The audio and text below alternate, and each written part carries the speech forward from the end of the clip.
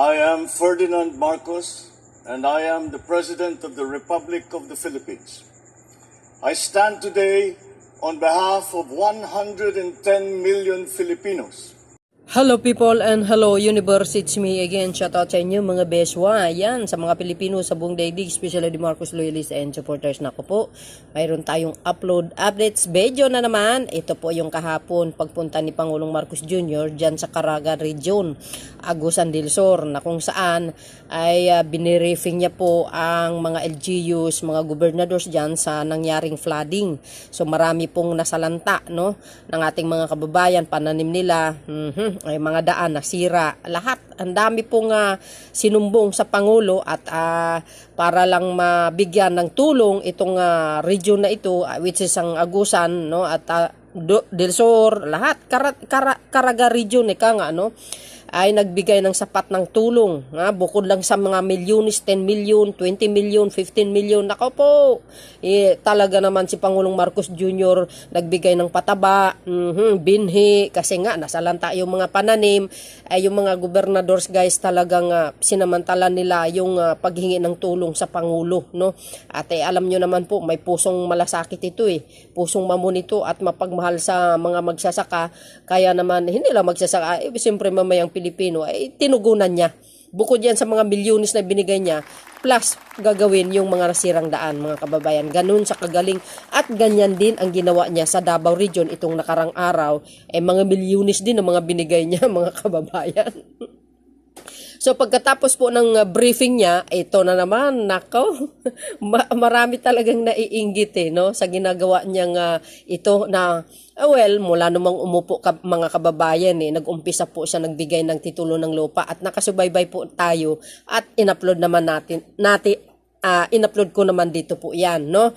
Hanggang ngayon, tuloy-tuloy yan guys ang pagbibigay ng titulo ng lupa at yan na naman, no? Nakikita nyo, sa dami-dami ng beneficiaries ng agrarian reform, lahat yan po makakatanggap ng titulo ng lupa at kanila. Alam nyo ba, isa-isang speech ng ating mahal na Pangulo, parang may patama sa mga ibang past administration.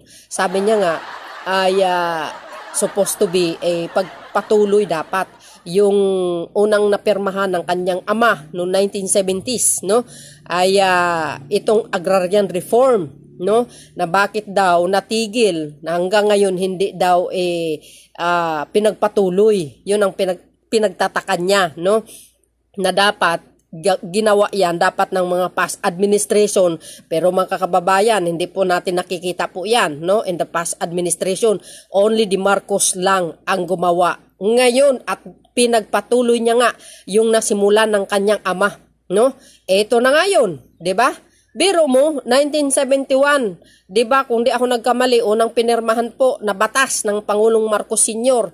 ang agrarian reform na dapat nga ipagpatuloy itong mga nakaraang mga administration, pero hindi po nangyari. Kaya sabi nga nila, kailangan din talaga ang tulong ng mga magsasaka galing sa national government. Dahil hindi po nangyari in the past at ngayon pinagtuloy ng anak.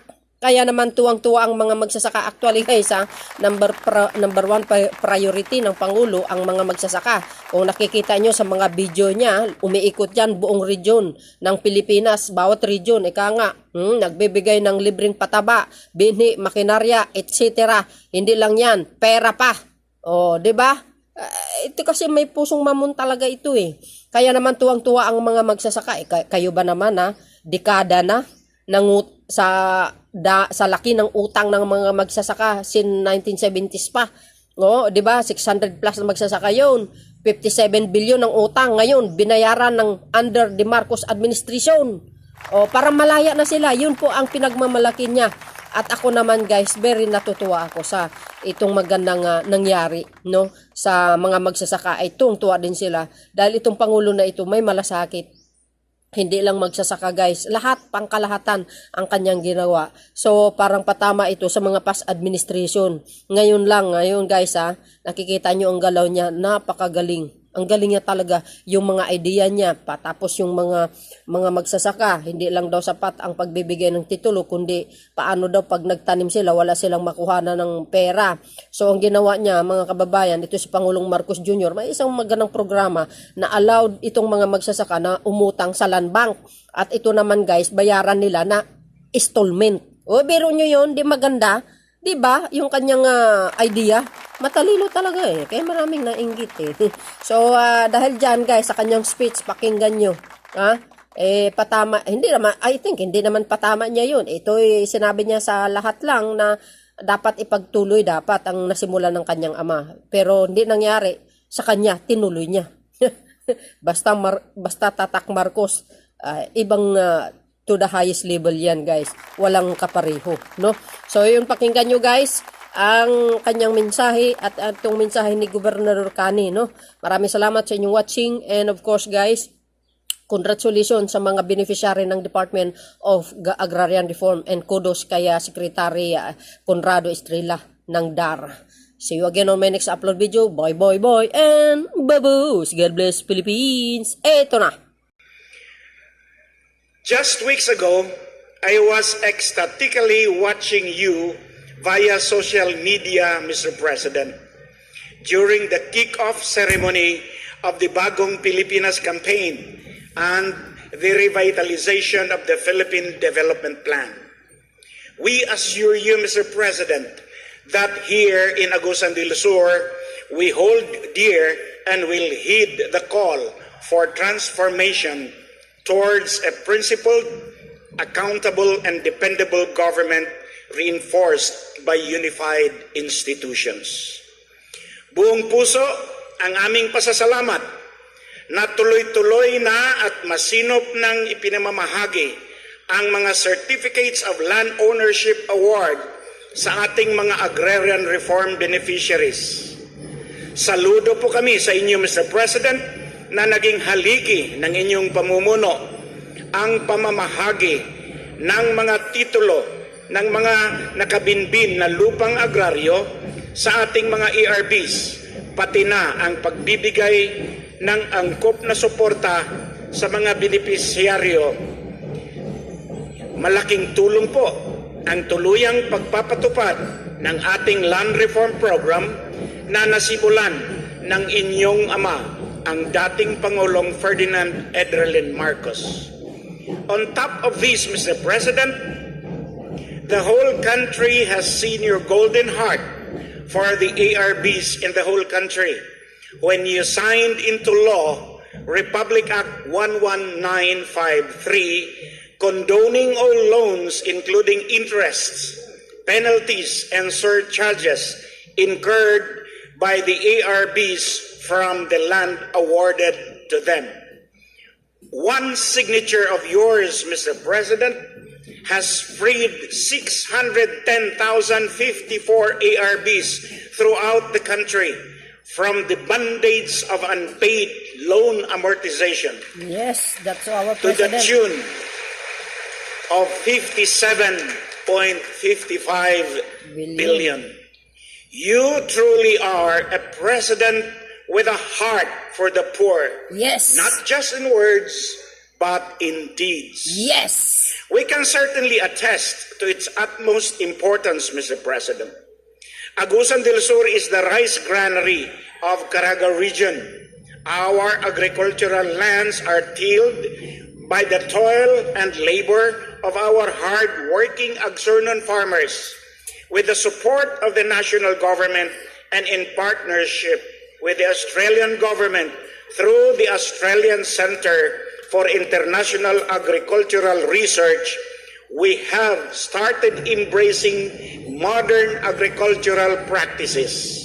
Po ng ito, Mr. President, ay nakaangkla sa 10-point agenda ng inyong administrasyon at sa mithiing Food for All ng Bagong Pilipinas. Maraming salamat, Pangulong Ferdinand Bongbong Marcos Jr., na kami ay biyayaan sa araw na ito ng inyong presensya at nabigyan kami ng pagkakataon na magpasalamat ng personal sa inyong administrasyon sa mga programang atin ngayong pinapatupad sa inyong mga naging patakaran na isulong ang kapakanan ng aming lalawigan ng buong rehiyon ng Caraga at ng Mindanao sa kabuuan.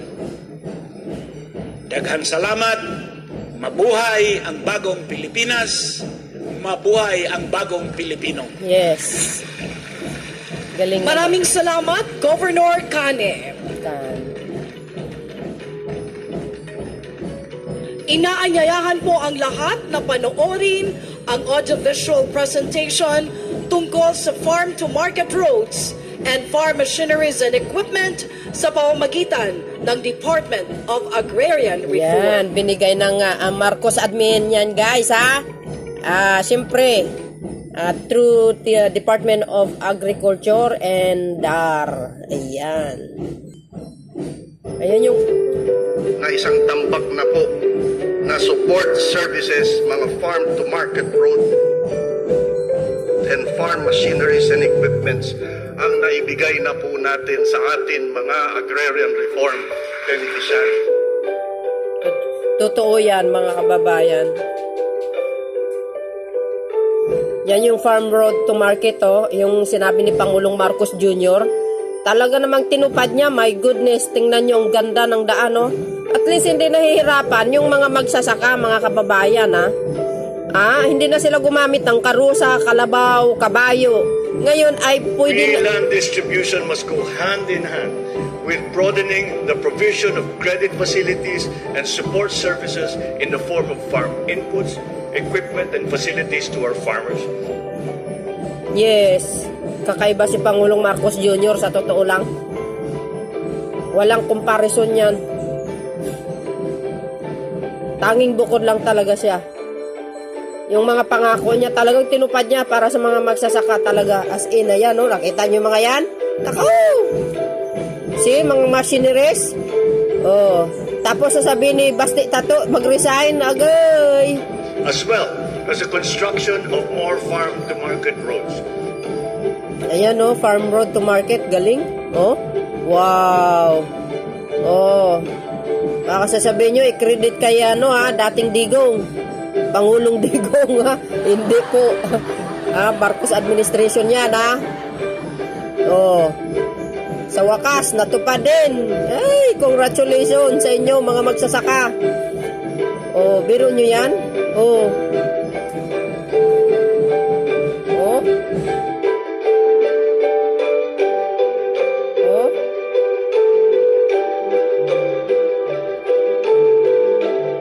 These efforts will yield more sustainable farms and higher incomes for our farmers. Grabe. As President, I assure you, we will never stop providing our farmers with the support that they need to help make their farms more productive while also improving the lives and their lives and that of their family. Nakita nyo yun mga beswa? Farm road to Maraming market. salamat po. Galing. Ngayon naman, inaanyayahan po natin ang ating mahal na Pangulo, Ferdinand R. Marcos Jr. upang pangunahan ang pamamahagi ng e-titles at Certificates of Land Ownership Award o CLOAS para sa mga agrarian reform beneficiaries na tatanggap ng e-titles at CLOAS mula sa iba't ibang probinsya ng Caraga Region. Iniimbitahan din natin ang iba pang member ng stage party upang samahan ang ating Pangulo. Para sa lalawigan ng Agusan del Norte, Wow. Ginoong George Tiempo, kasama si Provincial Agrarian Reform Program Officer o PARPO Glenn Petilla. Ako, swerte nila. Yan guys, makapal yan pero marami ang tatanggap niyan. Ibinigay lang sa kanilang punong tanggapan para sila na Para sa mag-distribute. lalawigan ng Agusan del Sur, Ayan. Ginoong Stanley Saturion, Naku, kasama kapal. si PARPO Loida Jones. Wow! Congratulations po. Naku, dami niyan ba? Bes. Para sa lalawigan ng Dinagat Islands, Ginang Vicky Liamera, kasama si Parpo Alan Mundala. Wow! Nakakatuwa naman. Hindi man tayo nakatanggap, Para sa guys. lalawigan ng Surigao del Norte, Pero tuwang-tuwa Ginang tayo sa Liza kanila. Galos, kasama si Parco Milagros sa Bulawan. Wow. O, i-distribute nyo yan ng maayos, ha, mga At mga para beswa. sa lalawigan ng Surigao del Sur, Naku, lahat sila Ginoong mayroon. Joseph Brade, kasama si Wow. Parco Leoncio Bautista Jr.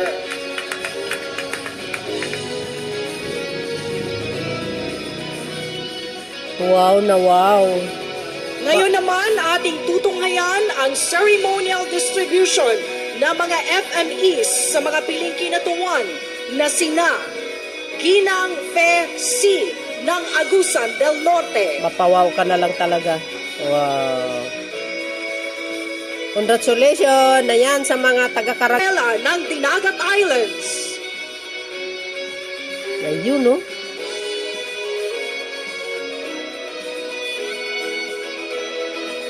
at Ginang Teodora Baguio ng Surigao del Norte. Wow.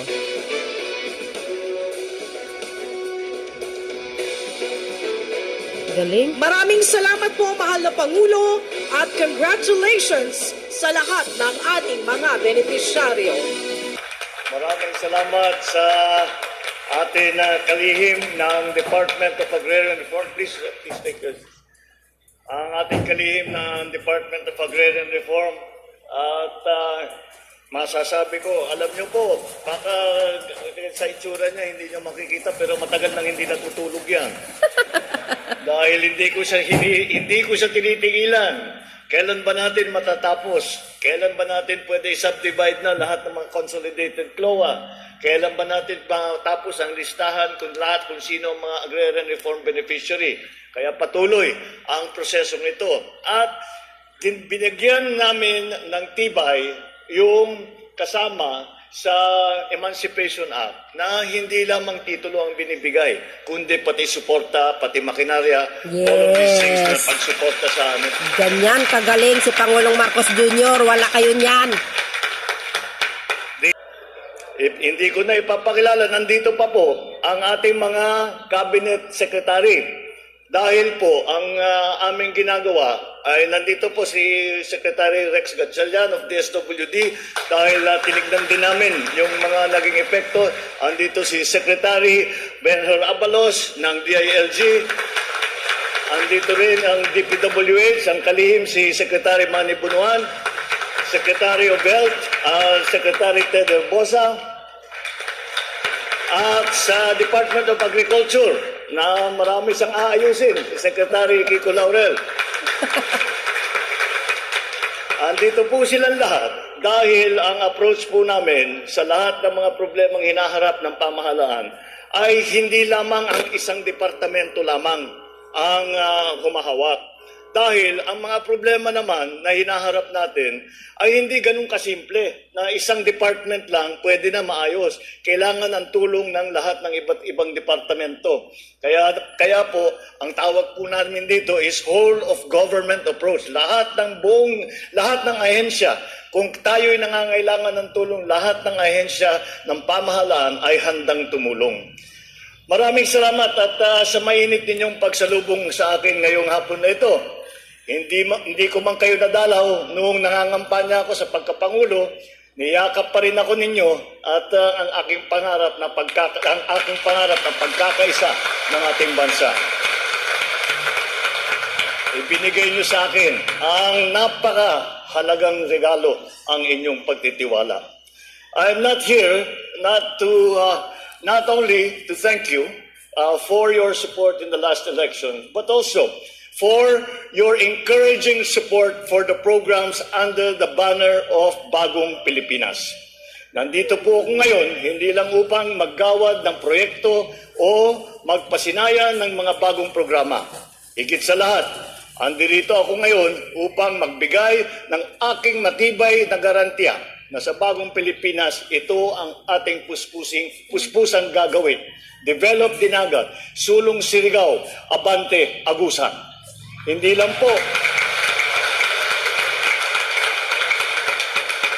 hindi lang po ng pamahalaan, ngunit pero para sa ating lahat. And I make that vow because as a region rich in resources, you do not only deserve it. Above all, it is the responsibility that we owe to our children, a deliverable to the next generation that we cannot fail.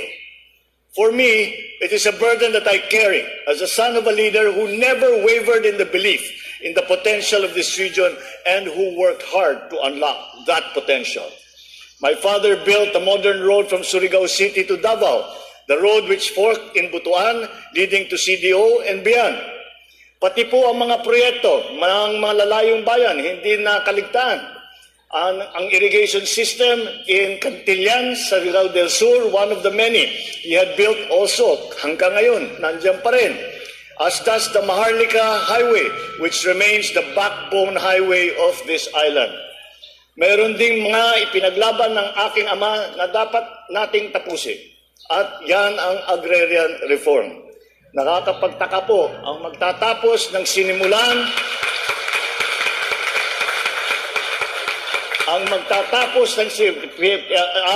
aming sinumpa, kaming dalawa ni Secretary Conrad Estrella, ay sinumpa namin na tatapusin namin ang pagbigay ng agrarian reform beneficiaries sa kanilang lahat ng kanilang benepisyo at ng tulong na ibibigay bago kami bababa sa aming mga posisyon. Nakakagulat, itong proyektong ito ay sinimulan ng aking ama. Agrarian reform, that was his first na pinirmahan na batas, agrarian reform.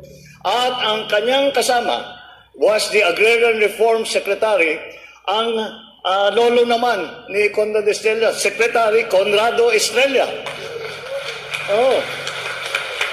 Kaya nung natapos na ang kampanya, at nag-uusap kaming dalawa, sabi ko, mumultuhin tayo ng ating mga ninuno pag hindi natin tinapos yung kanilang sinimulan. Kaya't yan ang aming sinumpa. Agrarian reform remains an unrealized dream because the emancipation of farmers does not end with the receipt of titles declaring ownership of the land that they are already tilling. They must be unshackled from debt, freed from high cost of inputs, relieved of constraints that impoverish them. Hanggat baon sa utang ang ating mga magsasaka, hanggat nakasangla ang kanilang kinabukasan, hindi makakaahon ng buong bansa.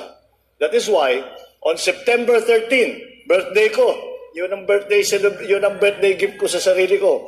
This is why on September 13, 2022, I issued the Executive Order Number 4, imposing a 1-year moratorium on the payment of amortizations and interest on agrarian debt. It provides farmers that are choked with debt with some financial breathing room at a time when agriculture was battling a fuel and fertilizer crisis. Ngunit ayoko ng band-aid na solusyon. Ang hanap ko ay permanenteng lunas. Kaya noong July 7, 2023, ay dinagdaan ko na ang Republic Act 11953 o ang New Agrarian Emancipation Act. Ito ang instrumentong nagpapalaya sa ating mga magsasaka na bihag sa utang sa lupa. Dahil sa batas na ito, mahigit 600,000 na agrarian reform beneficiaries ay kalas na sa mga kailangan nilang bayarin dati.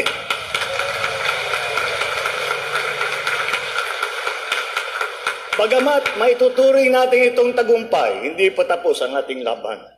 Layunin kong matapos ang pamamahagi ng lupang saklaw ng Agrarian Reform Program bago matapos ang aking termino.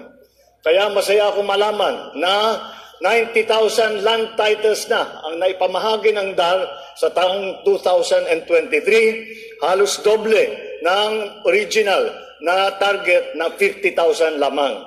At ang 3,184 na titulo na ipapamahagi natin sa araw na ito ay patunay na kanilang patuloy na pagsisikap. Sana nga, matuldukan na natin ang land distribution. Matagal na dapat dumating ito sa kanyang hantungan Subalit, hindi natin wawakasan ang tulong sa ating mga magsasaka, ang suporta at ayuda para sa kanila.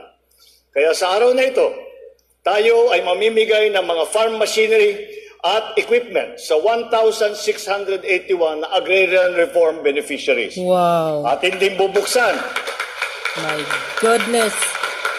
Atin din bubuksan ang farm-to-market road projects na nakakahalaga ng 194 million pesos sa Surigao del Sur at pakikinabangan ng halos 35,000 na magsasaka. Yes. Wow. I'm also very happy with the establishment of the Agusan del Sur Provincial Soils Laboratory by the provincial government of Agusan del Sur. The first and the most modern of its kind, not only in Mindanao, it is the most modern in the Philippines. My God. Napaka-importante po dahil yung pinuntahan namin yung site kung saan nalagay yung soil sa laboratory. Napaka-importante po na malaman natin kung ano ang kalagayan ng lupa na tinataniman natin. Kaya kailangan pag-aralan, kumuha ng sample, dadalhin niya sa soils laboratory at tuturuan at papayuhan ang ating mga magsasaka. Ito ang gagamitin ninyong fertilizer. Ito lang garami ang gagamitin ninyong ayuda. Ito lang ang pesticide. Yun. Para mas maganda ang ating ani at makakabawas sa gastos sa mga inputs na dumadating.